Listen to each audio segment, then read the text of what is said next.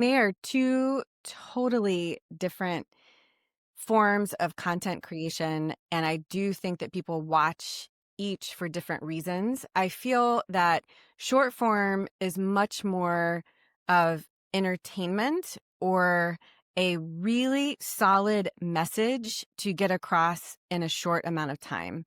And so you really have to hook people very strongly. Hello, everyone, and welcome to this week's episode of the YouTube Creators Hub podcast, where each and every Friday, I sit down with a wonderful content creator and I chat with them about their journey on the platform or as a creator or influencer. And I break down what's made them successful. We talk about their strategies. We talk about their monetization options with their channel and their content. And we just break down what it takes to be a creator. So if you're wanting a behind the scenes look of what it looks like to be a content creator, whether it be part-time, full-time, hobbyist, doesn't matter. This is the show for you. So subscribe either over on our YouTube channel if you'd rather watch the podcast, or you can listen to it and subscribe to it in your favorite podcast player of choice. We have no sponsors. There will be no ad reads on this show. I'm just going to be telling you a little bit of what we offer creators. Number one, I offer one-on-one coaching where you get to sit down with me for 30 to 90 minutes and we take a look at your channel. You ask me questions. I give you feedback on what I've learned or what I've gathered by reviewing your channel. A little bit lower level than that, we do YouTube channel reviews and audits where I record a screencast video and then I tell you within 6 to 7 minutes where I think you need to be spending the most time on your channel. And then probably the best bang for your buck in the whole creator space is our Creators Corner community group. You get access to our creator forums. You get access to our monthly mastermind calls. You get access to every week an exclusive podcast recorded by me on that feed called the Creators Corner. It's just a great way to rub elbows with other fantastic content creators. And then we also have our email newsletter where we're going to keep up with what's going on in my life, in my business. And then we have a running list of links that I will link down below of everything mentioned here on not only this episode, but all past episodes of the show as well. And with that said, let's go ahead and jump into this week's conversation. Welcome to this week's conversation on the Creators Hub podcast. I'm so excited today to be joined by Dr. Lora Shaheen. Let me tell you a little bit about Lora. She is a double board certified in reproductive endocrinology and infertility. She completed her fellowship at Stanford University and residency at the University of California at San Francisco. She has practiced at Pacific Northwest Fertility in Seattle since 2009 and has teaching appointments at both the University of Washington and Swedish Hospital. She's an author, a speaker, educator, but she also has a wonderful YouTube channel. You can find her. It's Lora, L-O-R-A, Shaheen, S-H-A-H-I-N-E. She's done over 1,000 videos. She's got podcasts over on her channel, informative videos on her channel, and she's created a great community over there. Lora, how are you doing today? I'm doing great. Thank you so much for that introduction. It's wonderful to connect with you. It is. And I'm sure I did a horrible job telling people what you do and who you are. And because of that, I'm going to give you the floor. Tell the audience exactly kind of what you do during your day job. Yes. So I'm a fertility doctor. So that means that I help people build families. There's a lot of education in that interview. I'm in school and taking tests for a long time.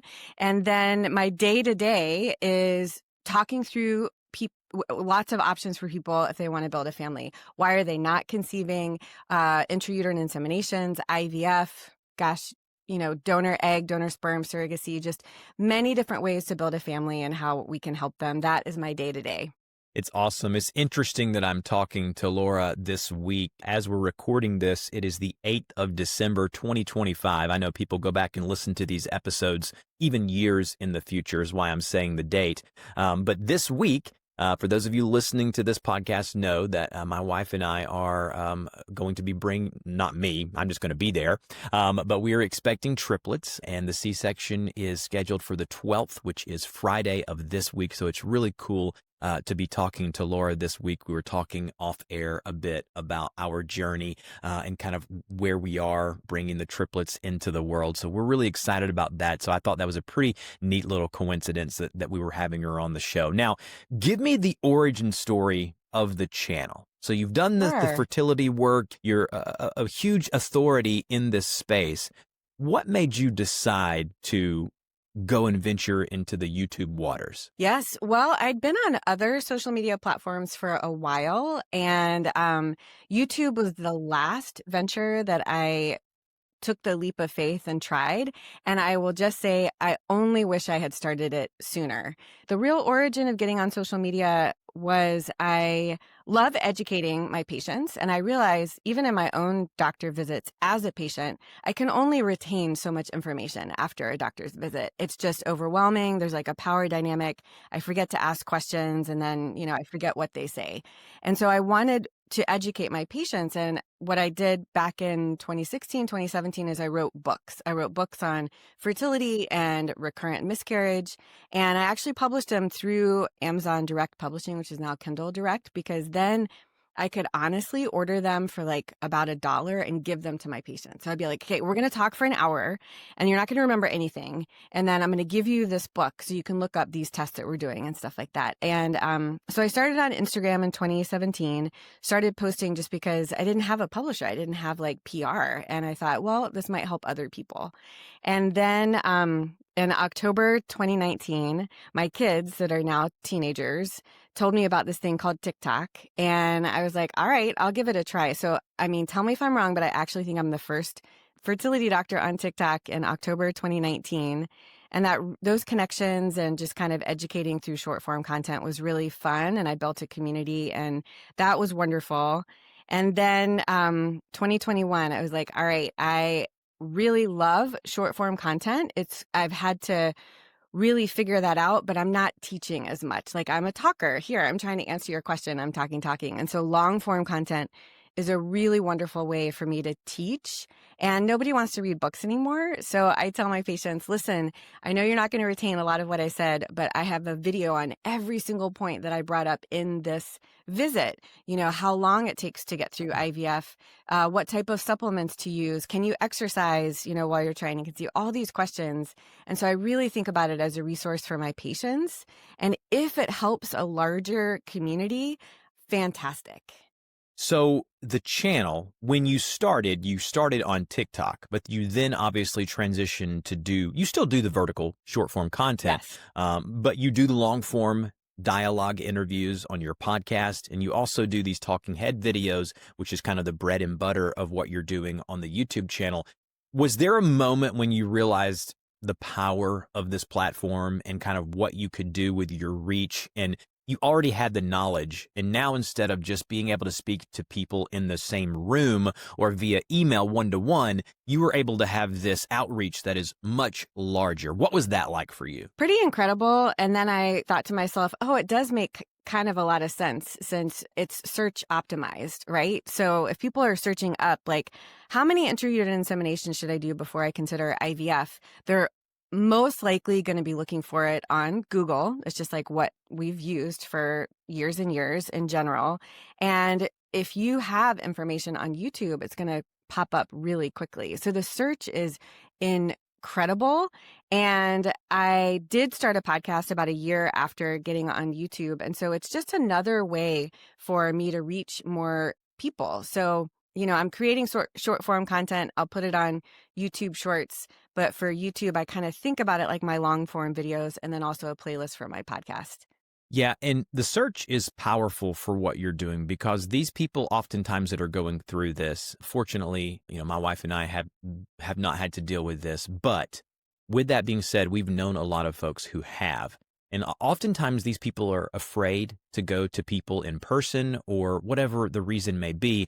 So going to Google is oftentimes, or now ChatGPT, are oftentimes their first response. And so they're getting on YouTube, and you just have all of these great informative videos of, just for example, one of the ones I'm reading now, one of your more popular videos that you did a year ago, first trimester pregnancy, everything you need to know from a fertility doctor. And videos like that where you're able to continually help people even years in the future from when you release that video. And I think that's the power of YouTube. Now, let's talk about learning the medium and learning how to grow on YouTube, because I assume it's much different than what you're doing in your day-to-day. What do you think were some things that you've done early on now that you've been on YouTube for about 3, 4, 5 years? What did you do early on that you think attributed to the success of the channel and kind of where it is today? I think consistency for me has been really important. So when I started, and one of the reasons I held off for a while is I really wanted to commit to putting a video out once a week. And so I wanted to make sure I was just in a space in life where I could make that realistic commitment. I also think that always asking for help is really important. One great thing about YouTube is they really do ask for your credentials as a licensed medical doctor in the United States. They want to see that I'm accredited and that I have a medical license to practice in the United States. And as a part of being in that health community on YouTube, I've had access and been able to meet other doctors that are and nurses and embryologists and people who are trying to teach like I am. So building that community, asking questions, having a consult with you, Dusty, I think it was over a year or two ago. I just always reach out and ask the questions. For me, two things. Number one, I went through infertility myself. Like I was the fertility doctor that couldn't get pregnant, and it was full of shame and frustration. And this was, my kids are teenagers. So this was way before there was a lot of education on social media. And I realized if I felt this alone and confused as someone who has studied for years and years to learn about fertility, wow, my patients might be having a lot of questions. And I also know that questions come up in the middle of the night. Like if you are in your first trimester and you have spotting, you can call your doctor or go to the emergency room or something like that. But sometimes you're just like, I just need to know, like, is this a problem, or how do I know if this is a miscarriage or not? And you're going to go online. While you're lying in bed, you're going to grab your phone and go online and ask the question. And if I can be there as a licensed medical doctor and someone that's truly been caring for patients for 20 years, I hope that I can be a voice of reassurance and true education. Unfortunately, so much of media is kind of grab your attention, tell the person a problem, make them really scared, and then sell them a solution. And so I do know that, but I am trying to be a voice of reason and truly help people and get that accurate evidence-based information out there. So for people listening to this who are trying to grow a channel and they've seen no traction and they're like, oh, I've been on YouTube for 4 years, or someone listening to this pondering or thinking about starting a YouTube channel, what do you think your story can portray to them as far as you were as far away from an influencer as you could be? I mean, you're a fertility doctor, you're an expert in your domain, but by no means were you someone who has produced tons of media for YouTube or TikTok or whatever when you started. So what can your story and journey tell these people and help them where they are? Oh, that's great. Well, I feel, and you told me this too when we had our conversation, really trying to focus in on the purpose of why you're posting, the why of what you're doing. Because if you're just focused on numbers, it's going to be a very empty road and lonely and really frustrating. And not every video that I post, gets a lot of views, but I still think to myself, okay, there's some patient out there or person who is going to ask this question and they'll find it. And even if it's, 100 people, that those are 100 people. Like I've heard influencers and content providers talk about, like, you get a video and it might get 100 views. Imagine being in a room with 100 people. That's a lot of people, and trying to find that purpose, even if that purpose is to sell a product or share a service that you're providing, just kind of please keep going back to the why you're doing it. Because if you're just doing it to try to get like a certain number of followers or viewers, I just think, and I fall into that too. I'm sort of like speaking to myself because the comparison is really normal. Like I might be the first fertility doctor on TikTok, but I certainly do not have the most followers or subscribers on any different channel. You gave me that advice too, Dusty, and I do feel like you got to keep going back to that. Otherwise, it's just going to be a really hard road. Are there any metrics that you measure aside from views, subscribers, what analytics, what types of data are you looking at, and how do you use it to help you? Yeah, I really need to do better at that. I would love some advice from you on that, honestly. I do look at views and I go back to looking at interactions or clicks or number of comments or true engagement, not only views. And then I'm also curious just where the viewers are coming from. Like I think it's really interesting when I do choose a title that I find is really optimized for search and focused on a question. I feel like a lot of the views come from, people that don't follow me. So that's how you get like newer people. And sometimes they subscribe and stick around to the channel. Sometimes they don't, but at least you're getting out in front of people.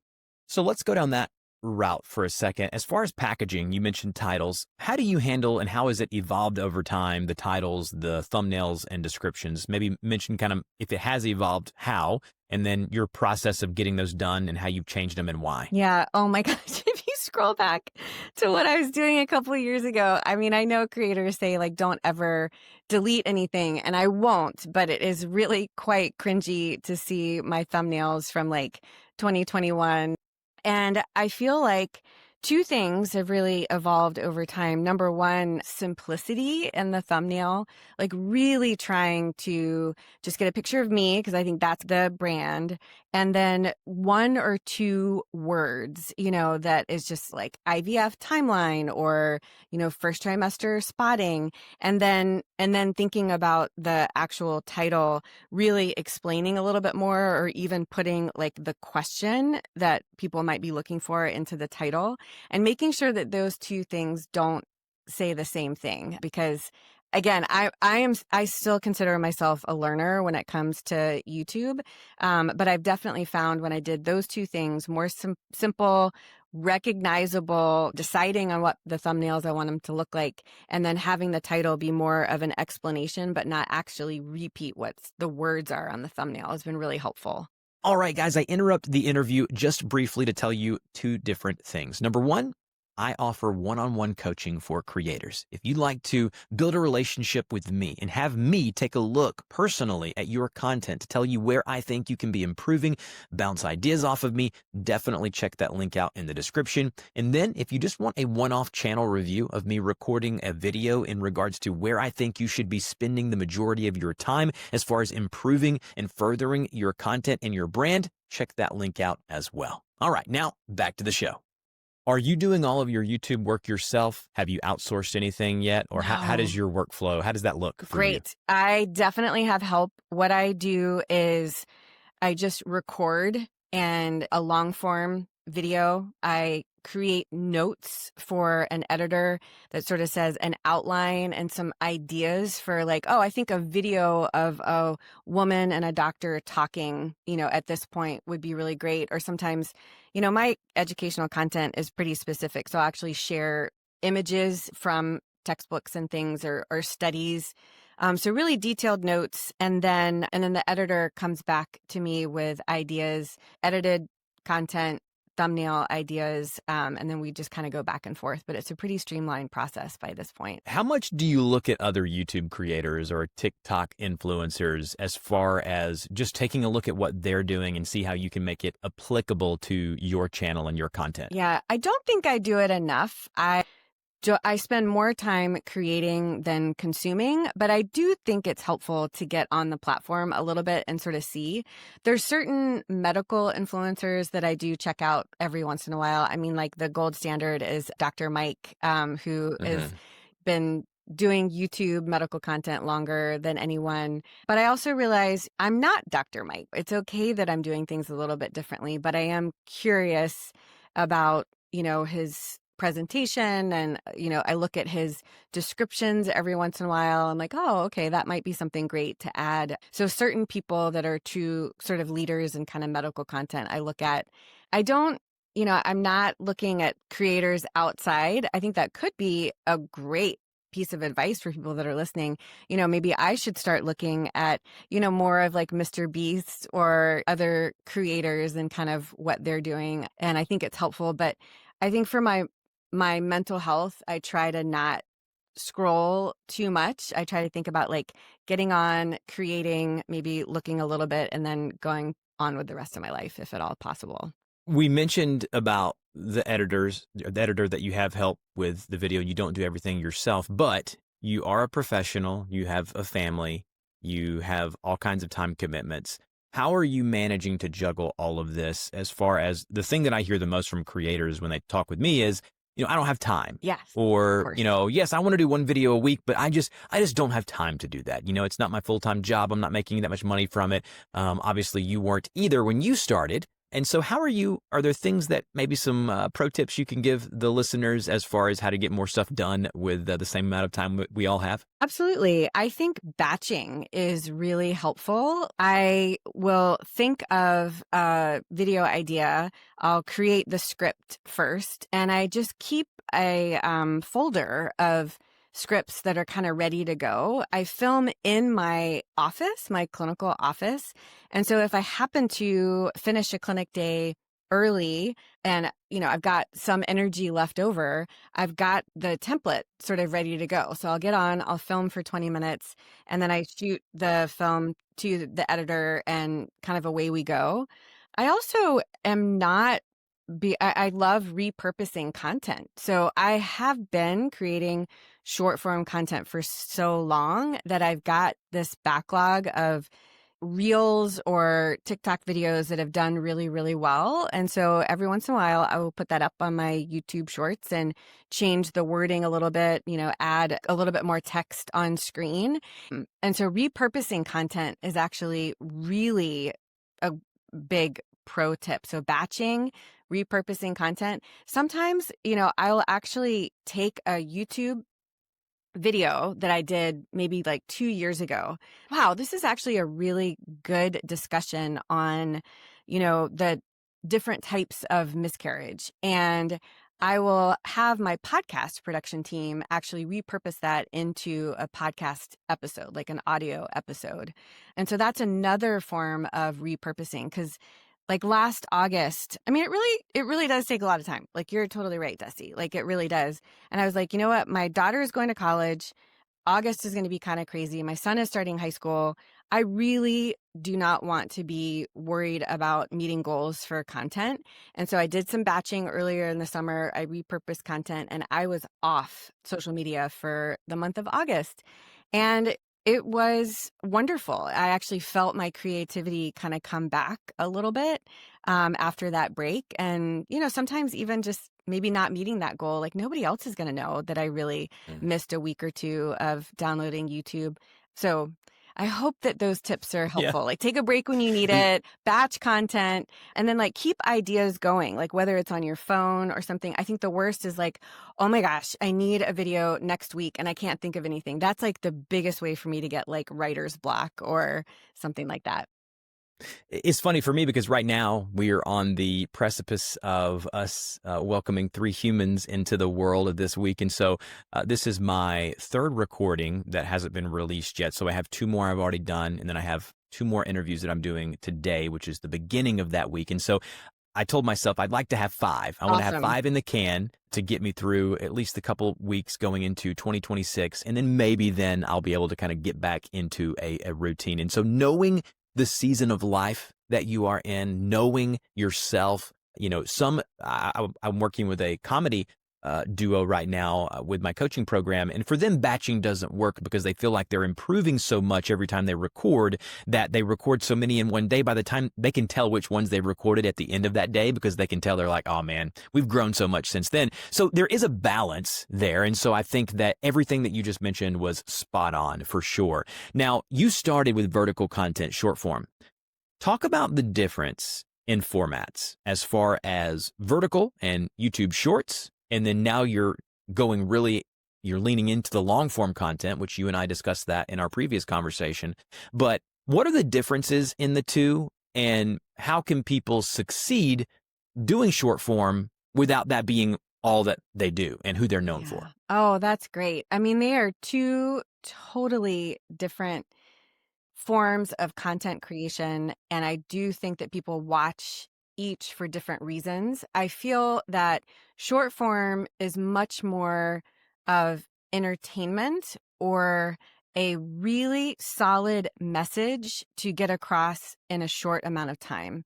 And so you really have to hook people very strongly and tell them what they're going to learn in the next 30 seconds, or they're just going to scroll. Whereas long form content, I feel like people really do have a question. In YouTube, it's like, I got to change a part on my toilet. Like, I'm going to find it and like, I'm really going to sit down and like watch this. Or I have a medical question about intrauterine insemination. I'm going to find it and really watch it. And so there's less, I think, of that sort of quick, flashy, sort of to the point, hold their attention, which you still have to do on YouTube. But I think you have a much more engaged audience in general, I would say, for educational content. And so it can be a little bit of a slower pace. I can share a little bit more patient anecdotes and a little bit more of kind of the empathy part, and even share my own journey. There's a little bit more storytelling in long form and much more detailed content for sure. Hmm.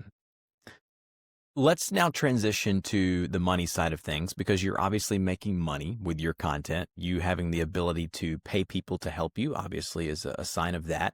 Can you talk about the journey to get monetized to where you were making money, and then maybe give us an estimate of, a channel of your size, which as of recording to your first week of December 2025, you're almost at 150,000 subscribers. So congratulations. Thank You're you. almost meeting a really cool milestone. You're over 1,000 videos uploaded. So that's kind of a little bit of background, kind of where your channel is. Talk about your monetization journey and kind of how much money on average you might make just from the content. Sure. So right now, I'm just honestly getting paid from YouTube for the ads, and it's on average maybe $2,200 to $2,500 a month, and that really does cover the cost of editing and some equipment that I've bought along the way.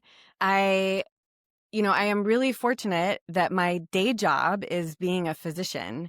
And so it's not a livelihood for me, but it is so wonderful that it's able to cover truly the cost, and that allows me to continue to do this incredible creative outlet that I truly hope is helping people. The reinvestment strategy that you are implementing, as far as if I were to ask you as your YouTube coach, what is your end game? Like, what do you hope to get from creating this content? The satisfaction of the patients, hearing the stories via email or DMs and saying, "Oh, Dr. Lora, thank you so much for that video. It helped me through a really hard, trying time." What does YouTube provide to you? What does it mean to Yes. you? Why are you doing it? Because obviously you have a full-time gig, making good money from that. And obviously now you're just reinvesting all the monetary things you're getting from the channel. So what are we trying to get to? That is such a great question. I feel that those comments and the DMs that you're discussing are truly amazing. It's like getting the birth announcements from my patients. In my office, I have what I call like a sunshine drawer. I just have this like drawer of cards. And on tough days, I'll just open it up and like remember patients from 10, 15 years ago. And the same thing happens when I upload a video. Like, I really have people that reach out to me and just say, I appreciate, how you calmly explained this. I learned things that I should ask my doctor that I never even thought about. Women's health in general, there's so much that gets dismissed and gaslit. I think to have a doctor that's talking about, how painful periods are actually not normal, and you should ask the question about endometriosis, giving people the ability to have really fruitful and helpful conversations and know when to get a second opinion, and empowering people to advocate for their care. There's nothing better than that. And so, yeah, I know. I mean, of course I want to get to 1 million subscribers on YouTube, and I love, the metrics, and I do actually really find it fascinating looking at, what performs well and what doesn't. I find that very interesting. But, for everything where I'm like, well, I know if I put out something that says like top 5 reasons you're not getting pregnant, I know I'll get a lot of views. But then I'll be like, there's this really subtle thing that I just talked about with a patient I probably have only seen like 10 times in my whole life, but I'm going to do a video on it because I know someone else is going to have that same question. That is powerful. I absolutely I love that. I think that really puts a magnifying glass on everything that I love about YouTube as well, is the nuances of the relationships that you build. And obviously, we talk a lot about the monetization side of things here on the podcast, the strategy, how to grow. And so the final question that I want to ask you is, I normally word it like this, and I say, if you were to go back, what is something that you wish you would have known sooner in regards to the YouTube channel? So let's talk about growth of the channel. But there's people of all walks of life listening to this in regards to the season or the stage that they're in with their YouTube channel. Some people haven't started. Some people have 500,000 subscribers. They're trying to grow to 1 million, whatever it may be. We have all different spectrums here that listen to the show. But what would be that piece of advice or the parting words that you might want to leave to those creators if you were listening to this podcast? That's wonderful. I think every time you post, go back to your purpose, go back to your why, whatever that is. Another thing is, please leave comparison out of it. Even though we all do it, it's like, I know it, but like, just try to leave comparison, off the table. I'm giving you a lot, but just post, like I was so nervous with my first couple of videos, and yes, they're so cringy and I didn't really know how to talk to a camera for that long, but just do it. And then my last thing is just, please just ask for help. I have at a couple of the YouTube kind of creator events that they've done in Seattle, which is just amazing. A lot of people talk about how lonely it is to be a creator. And that sounds really funny if you don't get it, but you're thinking about ideas by yourself. You're filming by yourself. You might be editing by yourself. And yes, it's about building a community and interacting with people, but there's a lot of alone time. And so finding those other creators, reaching out to people, asking questions. Like I reached out to you and I listened to your podcast and I love hearing from other creators. I think don't be afraid to ask questions because we've all had them before, and just, again, find your purpose and keep going back to it. Being part of a group of creators is one of the most powerful things that you can do. It's a bouncing, a backboard of where you can just, hey, I have this idea. And this doesn't sound stupid to you guys because you're in the same space that I'm in. You may not be talking about the same thing. I may be talking about fertility, like in your case, and I may be talking about YouTube education, but we share the commonality of, hey, we're all trying to grow something here. We're all trying to get our voices heard, which is what the power of this platform of YouTube is. And so, Lora, you've been an amazing guest. I loved chatting with you through my program over a year ago. And I loved chatting with you and highlighting your story and journey here on the podcast.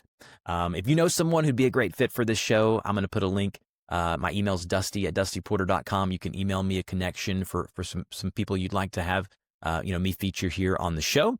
All of our links, including Dr. Lora's and everything that she has to offer, will be down below, as well as all of our YouTube services.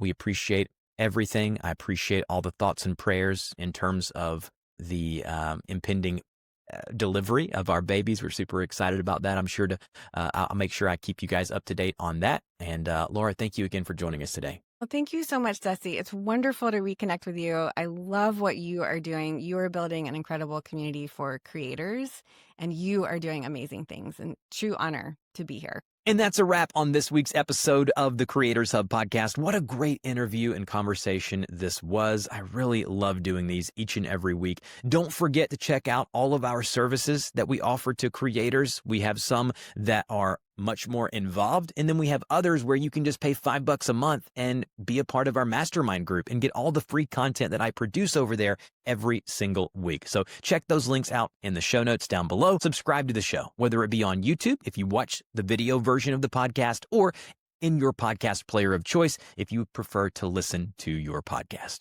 All right, guys, we'll talk to you next week.